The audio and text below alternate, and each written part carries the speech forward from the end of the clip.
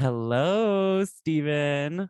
Hello, how are you, Dylan? I'm good. How are you today? Doing wonderful, wonderfully sober. I'm very, yeah, it's a great day to be sober. Actually, the day of this recording, it is my sober versary, which you just wished me a happy sober versary. So thank you for that before the show. Yes, of course. Congratulations. I'm very excited to have you on the show today because, as you know, resources for queer sober people is very limited. Yes. So when I saw your show was coming out, I was like so excited, pre-saved all the good stuff, and then you came out. I was listening, so excited. You do great work. Very, very happy about that. So I want my listeners to know who you are. So if you don't mind, just go ahead and tell us a little bit about yourself and how you got sober. Sure. Yeah, of course. Well, I'm Steve Bennet-Martin. I am an alcoholic, and I my sober date is May 28th of this year. So I am one of those that got sober during Zoom. Or like during COVID, so I'm a Zoom Yeah. baby. Yeah. And but when I first got sober, I already have been podcasting for like a little over like a year and a half with my husband as a hobby. And like I love the podcasting as a medium. So Steve. yes, we always podcast about like our movies and TV shows we like.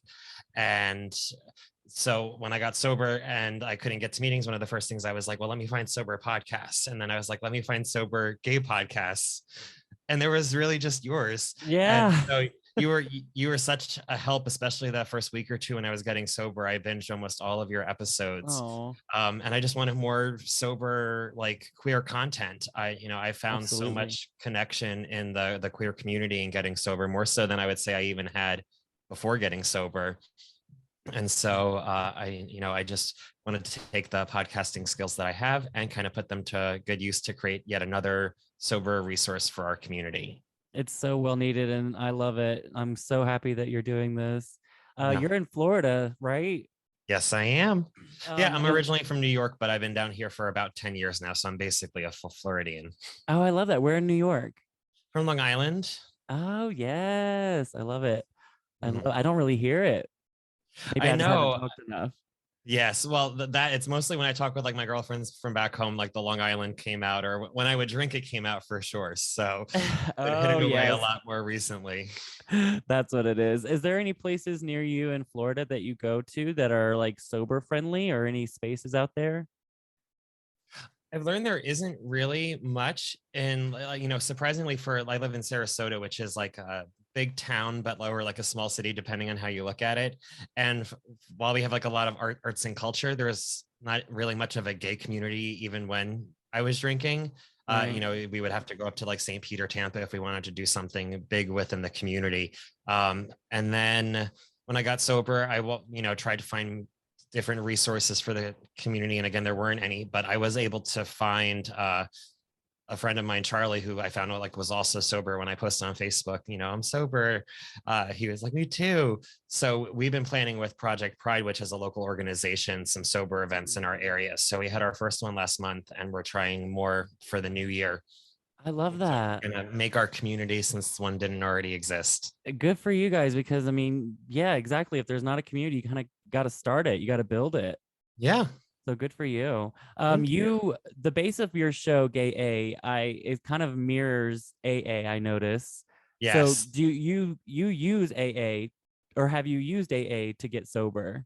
Yes, I have. It's been a huge part of my sobriety, and it's been interesting on the podcast trying to navigate the steps and traditions as I learn them. Because so many people, especially like old timers, feel like anonymity is a huge part of the program, and so I didn't know that when I started off. I just was like, "Hey, I'm going through AA, and this is a thing that I'm doing," and it was scary for me to come in as a newcomer. I was detoxing from alcohol, and it was just an entirely overwhelming process. Like I go into meetings, I'm like, what's a sponsor? What's a home group? What's this? And there's like this whole new set of lingo. And it was just very overwhelming. So I wanted to make sure that that was part of my story with the podcast was, not just talking about being sober, which is a huge part of my life now, but also just like, what is AA, to kind of demystify it, because oftentimes like before I got into the rooms, I was like, oh, it's a whole bunch of like old cis white dudes that are just going to be like bitching about what it was like back in like the 70s before the Me Too movement. And Right. it was and some were like that, especially locally.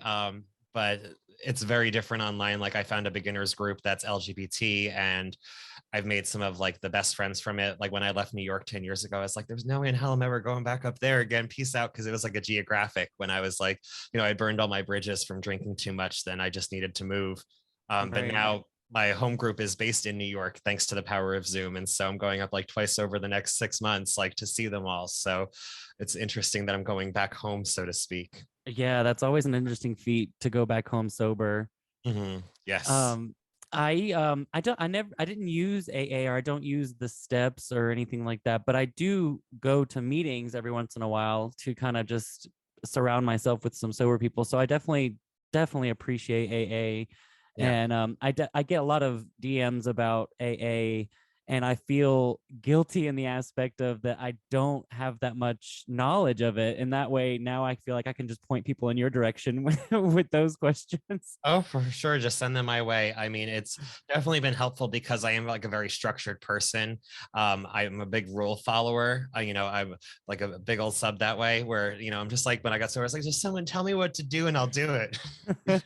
And So so it was nice, like having them like tell me what to do and like having, follow these steps, do this, do that, do this, do that. And I did all those things. And, at least in my case, they worked. But I do know that so many people who have gotten sober through different programs in different ways.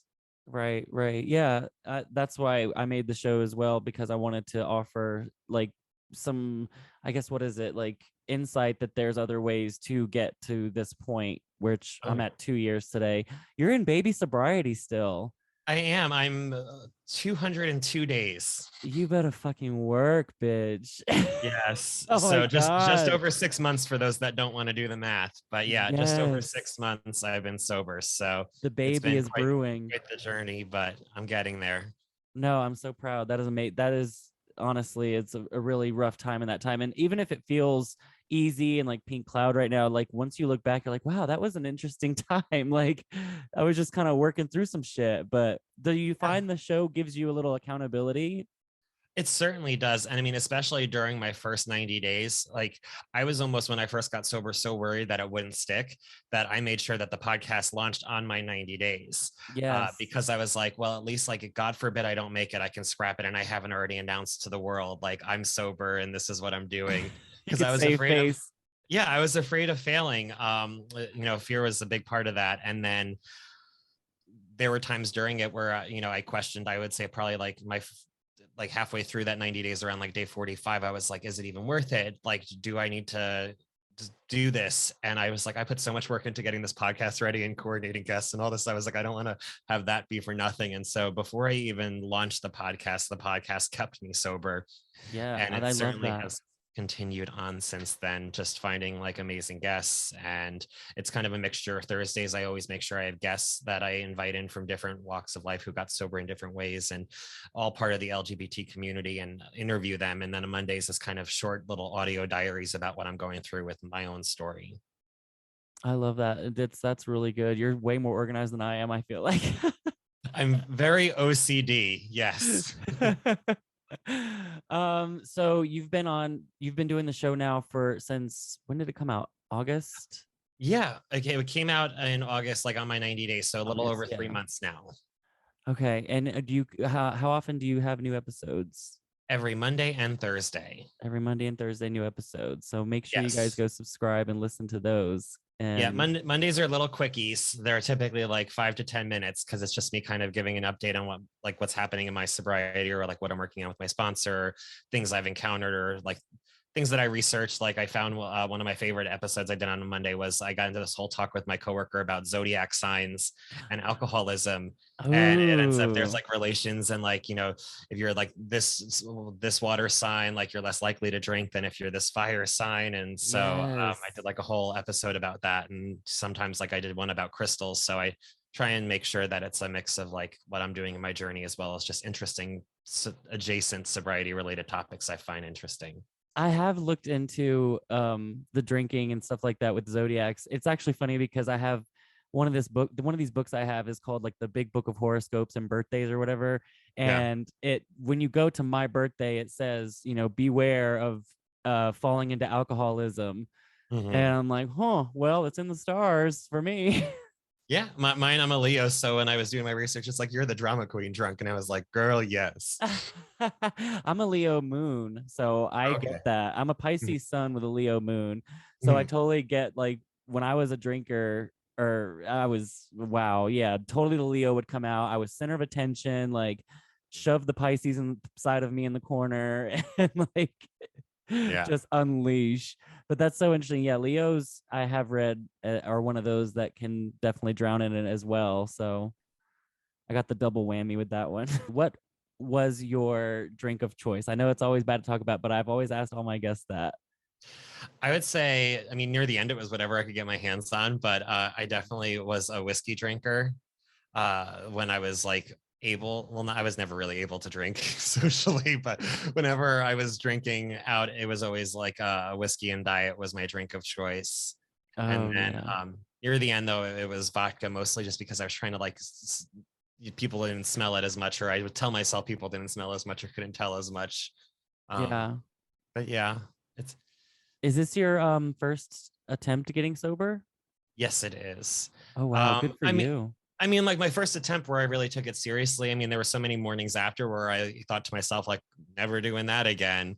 But I never, it never stuck for more than like 24 to 48 hours. It was always like I would find a reason or talk myself out of it, or I would try so many different things, well, I didn't, I would tell myself like, oh, well, I got that sloppy because I didn't have dinner that day. Or like, it was because I was stressed at work. So when work gets better, I can try it again. Or, Right. You I'd kind of find make up excuses for yourself. every excuse in the book until it finally was just like, there is no normal way that I can drink. I've come to Right. realize. So you never, because I've talked about it before on the show, like hitting rock middle. Like like I don't there ever, there were so many rock bottoms that I never had to I hit a rock bottom to fully wake up. So I kind of was just living in rock middle, and that's Yeah. when I was just like, here comes sobriety. Yeah, and that happened to me as well. I mean, I oftentimes would tell myself the big reason why I wasn't getting sober was because I was like, well, I can't be a drunk because I'm not like homeless on the street giving blowjobs for like fits of vodka. Like, Right. I just assumed that that's what an alcoholic looked like. I didn't think that they can be all these like amazing professionals and these different industries that I see now, that I'm connected to the community. I just was always convinced myself that like if I'm not there, I'm not an alcoholic. So like I was able to get sober without losing my job, without losing my marriage, without losing friendships really. I was able to hide it really well, but I mean at the same time near the end there especially, I was, getting drunk before 11 a.m. and like continuing on through it through the day. So I mean it was unmanageable in a sense, but at the same time I had a rock middle. It was just not a rock bottom as much as I've heard other people encounter. Right. And it sucks living in that rock middle because every day is like Groundhog Day. And I remember for myself, I was at this point where it just felt like I wasn't even drinking. It was out of like habit. It was like I was a robot. Like I Yeah. wasn't even like enjoying it. It was like I was going through the motions, drink, dance around, smoke cigarettes, go to bed, or binge eat, then go to bed. It Mhm. was just like the same thing over and over and over again towards the end there. I was not enjoying it at all. Were you kind of relating in that same way? Yeah, I mean, near the end, I would always know that my drinking was a problem, but I was able to, for the most part, explain it away because it wasn't affecting my life, and it didn't really affect even my emotions. Like I was like the happy person who would like tell you I was an alcoholic, so you couldn't tell me I was an alcoholic because I was Mm, volunteering it. Saying like, well, of course I'm an alcoholic because of this, that, or the other thing. But right around when COVID hit, my husband and I had been trying to foster to adopt, and the adoption didn't work out. And so that's kind of what really knocked me towards my rock middle, where, everything that I had built up in my life was gone. And I was just drinking to cope with it rather than move on past that trauma and, try and figure out what my new direction in life would be like. And so it was, definitely hard to get there that last, 4 or 5 months of drinking. It was just every day I was just drinking not to feel, and then like waking up almost like upset that I woke up again. oh wow. Yeah, I get that. Yeah. Do you relate with a higher power in your sobriety? Yes, I do. That was one thing that when I got into the rooms, I was like, I'm just going to skip these steps because I don't know what this higher power business is all about. Like, I was like, I'm not drinking your Kool-Aid, get me away from it, because I grew up Catholic and my experiences with the church kind of turned me away from all of that. And so it was very interesting as I got through it, and they were like, well, your higher power could be like whatever you want as long as it's not like a person or the drink.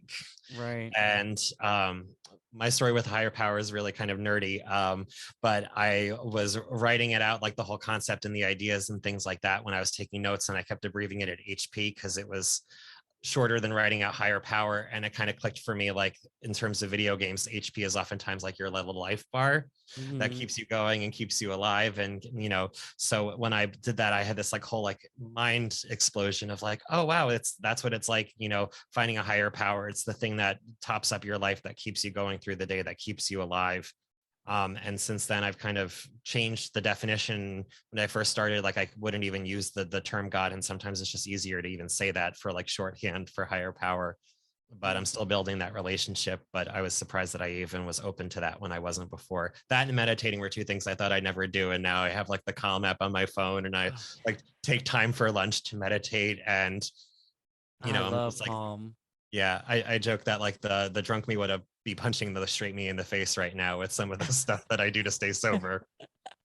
Isn't it funny? Like I always say that I used to fantasize about, oh, I meditate and I do yoga and I drink coffee at normal times and like all this stuff, and that's what I do now. Like, Yeah.